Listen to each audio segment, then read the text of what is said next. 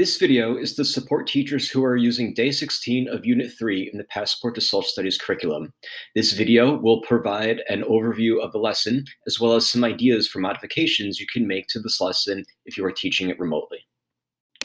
We can see here that we are again asking students to consider perspective when studying a historical period. As with many of the lessons in this unit, they are honing this skill to prepare them for the unit summative, which again is to write a historical narrative that characterizes the period between 1865 and 1920 as one of progress or decline for American society. And if you have been following the sequence of lessons in this unit, this is another opportunity for them to really develop their language of perspective skill. Depending on the needs of your students and the scaffolds and supports that may benefit them, you might decide that this lesson could be one where you challenge them to take on a little more independence when it comes to using the language of perspective tool for analyzing the text that they see and helping them create their written responses. However, this is totally dependent on the needs and strengths of your students, and making the tool available as a support is always an option. For the students, this lesson starts with this slide right here. And it asks them to recall from some social studies terms and concepts. And at a minimum, they cover this way back in 8th grade. However, some may also recognize them from other more recent places, including their own lives or the news. And one way to jog their memories and encourage them to make these connections would be to show them some relevant images, maybe like put together on some sort of like a one slide collage.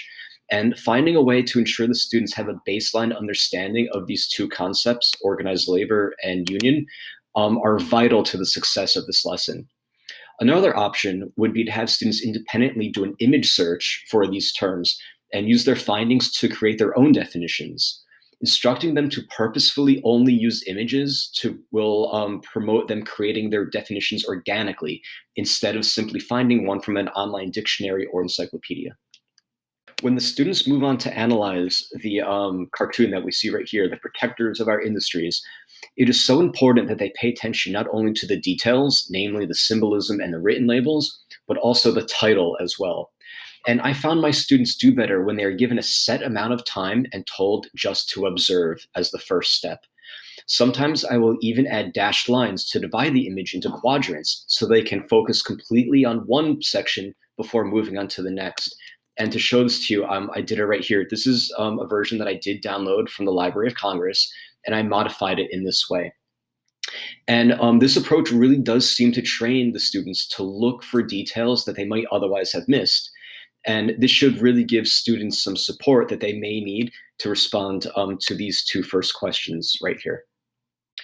For students who may struggle with this last question right here, it is also possible to draw their attention back to the title, and which that might help lead them into the right direction. However, the sarcasm may need to be explained to the students who view it more literally. Also, you might want to consider finding a way to anonymously poll the class's response to that last question and have the students verbally elaborate on their decisions. I know Zoom has a polling function, but you do have to set that up ahead of time. Another option is to utilize an online platform that you might be using, such as Nearpod or Padlet, that allows students to display their typed responses to the entire class, and it does allow their peers to react to them.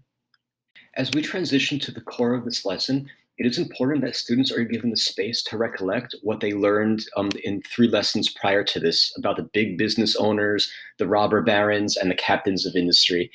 And just like earlier in this lesson, when they were recalling the vocabulary words, simply showing them familiar images, photographs, or even the same cartoons from that lesson may be enough of a trigger. And this slide is great because it really does provide them with an overview of the entire lesson so they can expect or even anticipate upcoming steps. To provide a visual context for this time period, the students will watch these 2 very powerful videos. The first is about the rise of labor unions, and the second is about the tragedy at the Triangle Shirtwaist Factory. And having seen both of these videos in advance, I would stress to my students to be really mindful of what they see, because both videos take advantage of some very powerful photographs and images and cartoons. And that's really going to set the stage for what they realize and what they wonder. which is really going to help them understand perspective, which is such an important part of this lesson.